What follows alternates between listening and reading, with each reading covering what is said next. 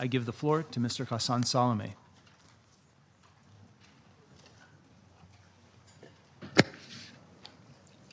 Mr. President, I would like to congratulate the United States of America on its presidency of the Council this month and thank you for this opportunity to update the Council. Mr. President, members of the Council, in each and every briefing I have given to this Council, I have stated that the status quo in Libya is untenable. The violence that consumed the capital beginning 26 August shattered the facade of calm that had prevailed in Tripoli since May 2017. Tanks and heavy artillery were deployed into residential neighborhoods. 61 Libyans were killed and 159 injured. Many of those who died were civilians, including children. Families were forced to flee their homes. Looting and crime became commonplace as gangs took to the streets. Hundreds of criminals broke out of prison. Migrants were either trapped in detention centers or turned onto the street. The city stood on the brink of all-out war. On 4 September, the mission brokered a ceasefire between the major parties to the conflict. This has effectively halted the fighting and started the restoration of some order to the city. The mission is now working to protect this fragile peace and enable it to take root. As a first step, we are offering technical assistance and good officers in support of the ceasefire. Groups that violate the ceasefire must be held to account. The United Nations and the international community are watching them one by one. The time for impunity is behind us. We will not allow a repeat of 2014. Mr. President, this outbreak of violence is but the latest in a series of crises that have engulfed Libya. The events surrounding the oil crescent region in June and July effectively threatened to split the country. In the past short weeks, the nation has learned from one emergency to another. On 10 August, armed groups forcibly evicted displaced Tawargan families from the Tariq al-Matar IDP camp. Some Tawargans were killed and injured. Homes were demolished, and these Libyans were forced to flee, leaving them homeless for a second time in 7 years.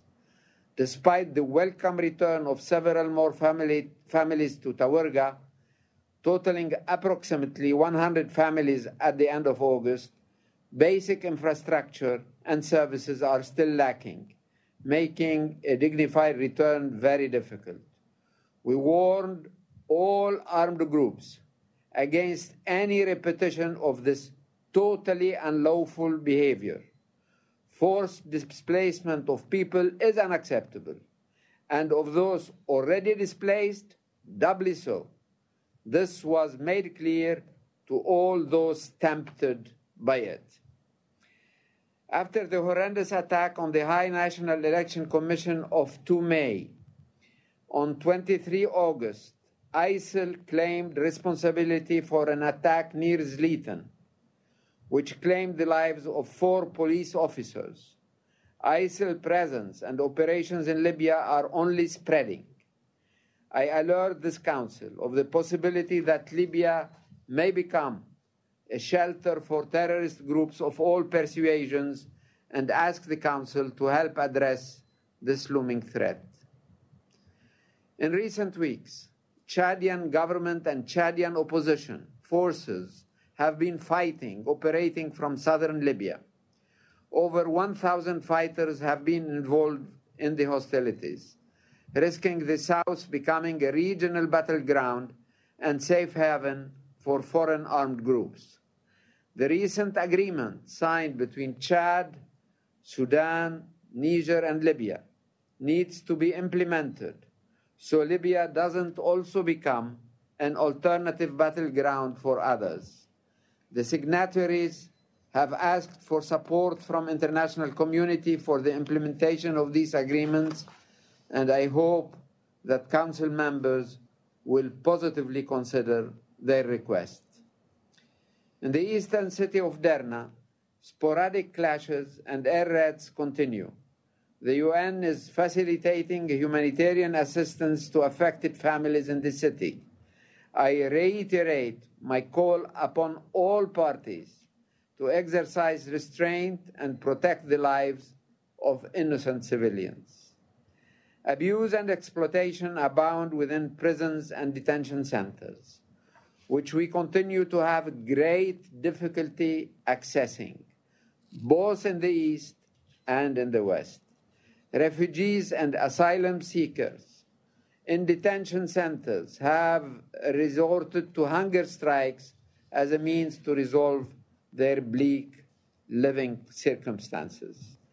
This situation should, however, not be used as an excuse for any armed group to open the gates to terrorists and criminals in turn, or to displace them to other locations. All the while, the citizens of the country suffer deteriorating standards of living as they have for the last years. Now, for many, every day is a personal emergency. Mr. President, members of the Council, we must not return to the status quo ante. In crisis lies the opportunity to tackle the underlying causes. To restore stability to Libya, there is an urgent need to establish strong and unified civilian and military institutions which work for the benefit of all citizens. The mission is now focusing its work in two intertwined areas. First, and in order to underpin the ceasefire, we are working to revise the security arrangements in Tripoli in order to reduce the influence of groups who used arms to achieve their parochial goals. In the coming days, UNSMIL will continue to hold broad consultations to strengthen the ceasefire and assist in the establishment of a monitoring mechanism. At the same time, we will continue to work with our Libyan counterparts to identify concrete steps towards reshaping security in the capital and develop more sustainable arrangements. UNSMIL will endeavor to facilitate this effort in an inclusive and pragmatic fashion, laying the foundations for longer-term efforts to stabilize the country through the reunification of the security sector institutions. The previous security configuration empowered the groups who acted in a predatory manner against the residents of the capital, against the state, and against sovereign institutions. Indeed, members of some armed groups nominally acting under the Ministry of Interior have kidnapped, tortured, and murdered employees of sovereign institutions, including the National Oil Corporation and the Libyan Investment Authority. Our public criticism of the predatory behavior of armed groups in the capital was warmly welcomed by Libyans, who are fed up with living on the poverty line while their national resources are looted by gunmen turned millionaires. Our stand has produced a salutary impact in many, many cases. This state capture must end, but not to the benefit of other armed groups, but to the full control of the legitimate authorities. Your support on this is crucial. Mr. President, the mission's second priority is to address the economic issues which underpin the crisis and erode the daily lives of citizens across the country. I would like to state plainly that if an end is not put to the plundering, there is little chance that we can move either the economic reforms or the political process. We urge action on the agreed upon economic reforms which are essential and overdue. I call upon the Central Bank of Libya and the Government of National Accord to immediately move forward on currency exchange rate and subsidy reforms. We are also committed to advocating for a more equitable distribution of wealth in Libya, focused not on appeasing groups based on their military strength, but on providing for citizens based on their need. UNSMIL believes that the request from Prime Minister Fayez Sarraj for international support for a financial review is a valuable opportunity to bring transparency and accountability to how the country's wealth is managed. In response to the Security Council's request of 19th of July to the mission to provide suggestions on the modalities of such a review, I have been engaged with Libyan and international partners.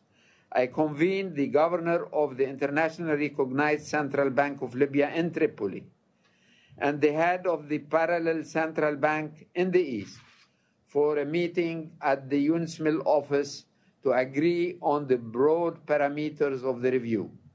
On 24 August, the Secretary General submitted to this Council my proposals for how to proceed. This preliminary process has created hope with many Libyans welcoming the meeting of the two officials, something that has not happened in the past 4 years. This was a first step towards unifying the central bank, which is a crucial step towards unifying the country. Mr. President, members of the Council, when the political process grinds to a halt, some will believe there is an opportunity to force change through the barrel of a gun. The Libyan public has made a clear decision on how this change should come to pass, peacefully and democratically through elections. This was widely reflected during the National Conference consultations, a report on which is currently being prepared. It should come as no surprise that the Libyans want change in their political leadership. The members of the House of Representatives were elected over 4 years ago by around 15% of the population. The members of the High Council of State, which represents a fraction of the members of the General National Congress, were elected 6 years ago. The Government of National Accord assumed their roles not through elections, but by appointment, and many of them have been inactive for a long while. For national elections to take place, a number of conditions must be met. They will require great effort to achieve, but they are achievable. The United Nations is working hard to put these conditions in place and thanks the international community for its support. Time and time again, the House of Representatives has promised to produce referendum and election legislation. After 3 sessions dedicated to the referendum law and numerous delays, the House of Representatives has failed to deliver this legislation. Those who have an interest in maintaining the status quo have spared no efforts to resist the needed change. I will not mince words. Many members of the House of Representatives are failing to do their job. They seek to subvert the political process to their own ends behind the guise of procedure. It is clear they simply have no intention of relinquishing their positions. They have put in place legal provisions to maintain their authority in perpetuity. And for the personal ambitions of the few, all Libya's citizens have paid a steep price. I welcome any rapprochement between the two houses and take note of their recent meetings in Tripoli.